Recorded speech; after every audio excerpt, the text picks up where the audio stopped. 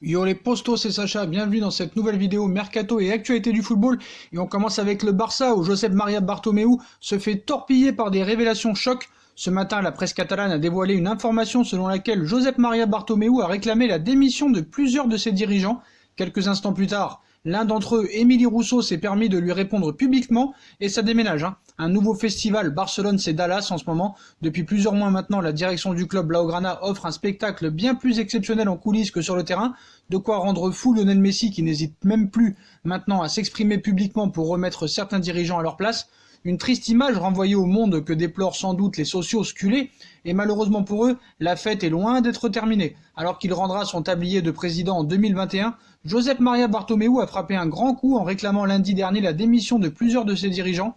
Une indiscrétion révélée par la presse locale qui fait grand bruit, puisque Émilie Rousseau, qui fait partie des cadres concernés par le courroux du président, Rousseau était en effet le dauphin du président actuel, désigné comme candidat favori du clan Bartomeu pour les prochaines élections.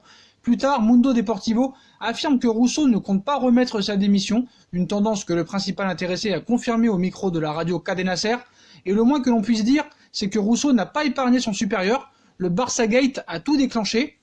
Selon les statuts du club, le président Bartomeu peut me rétrograder, mais en tant qu'élu, je ne peux pas être expulsé. M'appeler en plein confinement n'a pas été la meilleure des manières. Il y avait un consensus au sein du conseil d'administration pour que, si une candidature était faite, je sois le président. Je serais très excité à cette idée parce que je supporte le Barça. Bartomeu m'a appelé pour me dire qu'il voulait faire un remaniement du conseil d'administration et qu'il se méfiait d'un certain nombre de cadres, y compris moi. Il y a eu des fuites dans la presse qui ont bouleversé les joueurs et il a considéré que j'avais critiqué le travail des dirigeants du club, a-t-il déclaré avant de poursuivre. Je parle à la presse, mais je ne fais pas fuiter les informations. Je l'ai fait une seule fois, mais j'avais prévenu. Je ne critique pas les joueurs, j'ai la conscience tranquille et je sens que tout cela est lié au thème du Barça Gate. Bartomeu nous a dit que le salaire de Rome Mastefer, suspendu de ses fonctions en février dernier, avait été suspendu à faire du Barça Gate, mais il peut encore conseiller le président dans l'affaire du Barça Gate. Je faisais partie du comité d'arbitrage et les factures de ces sociétés, engagées par le Barça pour nuire à l'image de certains cadres de l'équipe, ont été fractionnés afin de contourner les contrôles internes du club, c'est une réalité.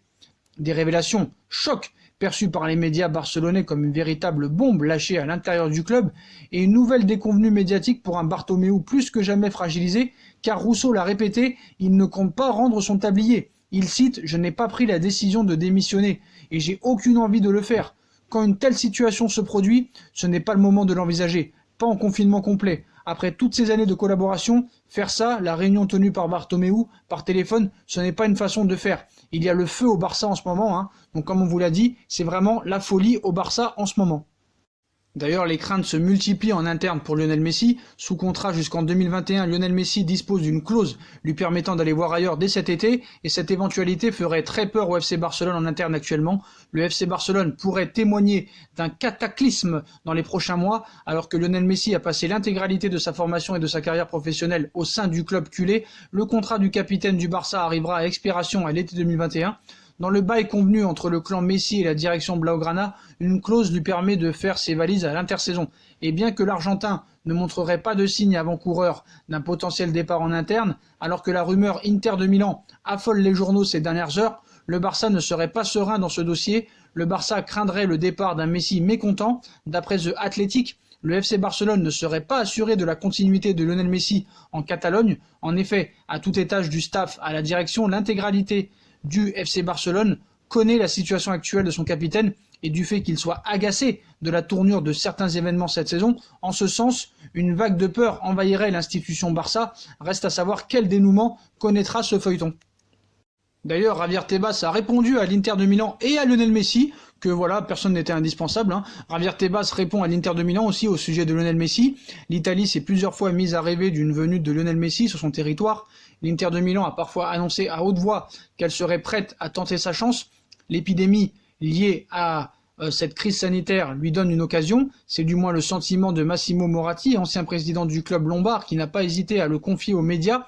Javier Tebas, le patron de la Liga espagnole, n'a pas manqué de répondre dans des propos rapportés par la Gazzetta dello Sport, où il cite « Je ne pense pas que l'arrivée de Léo Messi puisse résoudre les problèmes de la Serie A. Les chiffres de la Serie A sont connus, et ces problèmes économiques ne seront certainement pas résolus par Léo Messi. J'aimerais que Messi reste ici, mais s'il part, ce ne serait pas un drame. On disait que sans Cristiano Ronaldo, la Liga aurait perdu de l'argent. Et au lieu de cela, nous en avons gagné. Même au Portugal. Les joueurs aident, mais ne sont pas essentiels à un championnat. Un tacle à la Serie A et à Lionel Messi, un autre pour les joueurs qui se sentiraient indispensables à son championnat, du Tebas, tout craché bien sûr, et qui en rajoute une couche sur le Paris Saint-Germain et Manchester City, même en période de crise. Tebas s'attaque à Paris et à Manchester City face à la décision de l'UEFA de suspendre le fair-play financier en raison de cette crise sanitaire actuelle. Le président de la Liga, Javier Tebas, a tenu à intervenir pour réaliser une mise au point. Les clubs dirigés par des États dont le Paris Saint-Germain et Manchester City devront être surveillés. Le monde du football se trouve actuellement à l'arrêt en raison de cette épidémie. Face à cette crise sanitaire actuelle et son impact sur l'économie des clubs, l'UEFA a d'ores et déjà pris la décision de suspendre son fair-play financier, une décision saluée par la majorité des dirigeants des équipes européennes qui vont connaître des pertes importantes, même dans l'hypothèse d'une reprise de cette saison 2019-2020. Tebas met en garde l'UEFA. Cependant, de son côté, le président de la Liga, Javier Tebas, n'a pas été forcément séduit par ce choix de la part de l'instance européenne. Même s'il comprend cette décision, le dirigeant espagnol a peur de certaines dérives. Le fair-play financier doit continuer. Certaines dates pour les présentations de documents seront reportées et nous allons changer des dates pour certains paiements. Même il ne faut rien de plus. Il ne faut rien de plus, a réclamé Libert. Donc ce qu'il faut savoir, c'est que lui, ça l'arrange pas que le fair play financier soit suspendu, vu que le fair play financier a été créé pour favoriser des clubs comme le Barça et le Real. Donc c'est pas dans son intérêt.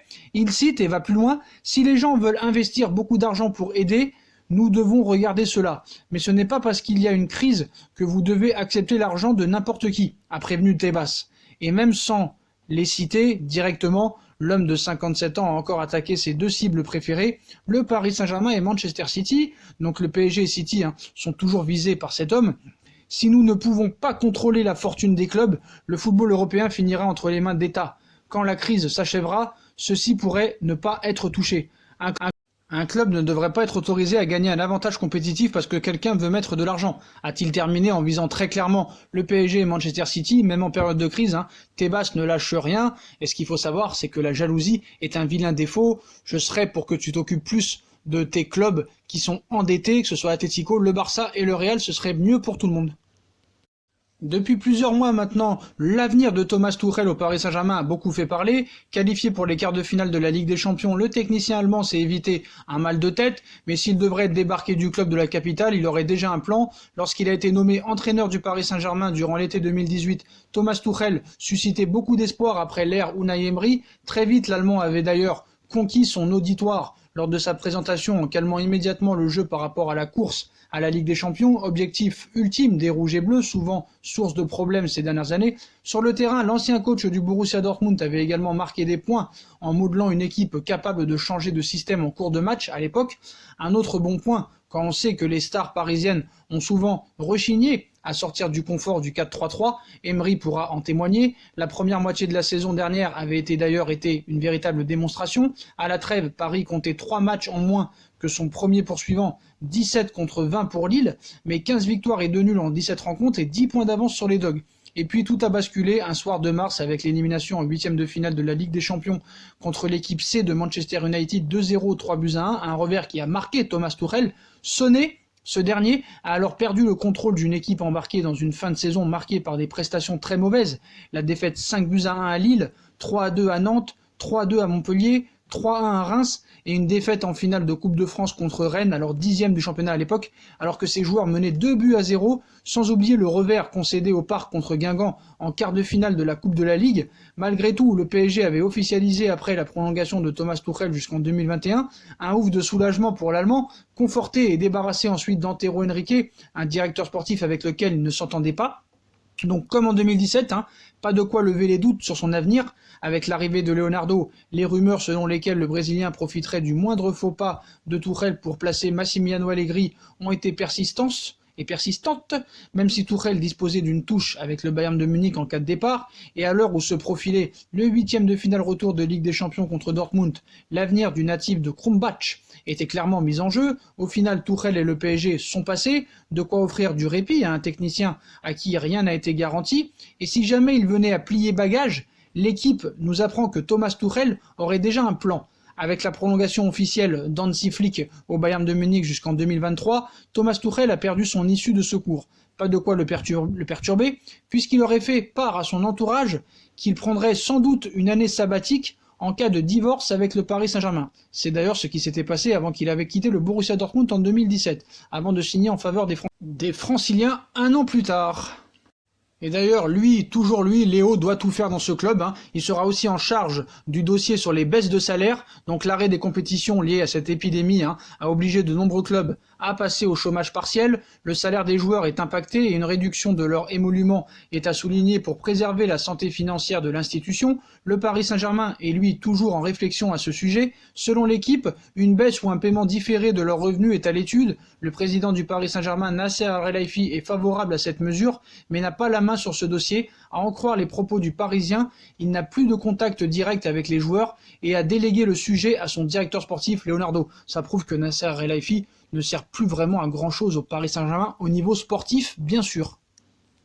Voilà les postos, voilà pour toutes les infos, un petit peu actualité du football de ce jour. Comme d'habitude, dites-moi en commentaire ce que vous en pensez. Puis comme d'habitude, on bombarde la barre de like, on partage, on commente, on s'abonne, on active la petite cloche pour être tenu au courant des vidéos qui vont sortir. On nous rejoint sur nos différents réseaux sociaux, Instagram, Facebook, Snapchat, Twitter, ainsi que sur Utip. Tout sera mis en bas de la page en description. N'hésitez pas aussi à vous abonner à ma deuxième chaîne YouTube, No Feeling, qui sera aussi en bas en lien en description. N'oubliez pas, moins 10% avec le code promo Sacha Benita 10 sur les coques de téléphone Naokes. Vous pouvez personnaliser votre coque de téléphone en choisissant le club de votre choix, le nom du joueur de votre choix, le numéro de maillot que vous voulez.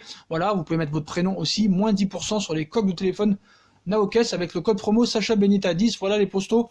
Je vous souhaite à tous une bonne continuation, prenez soin de vous et on se retrouve plus tard dans une nouvelle vidéo les postos. Tchuss.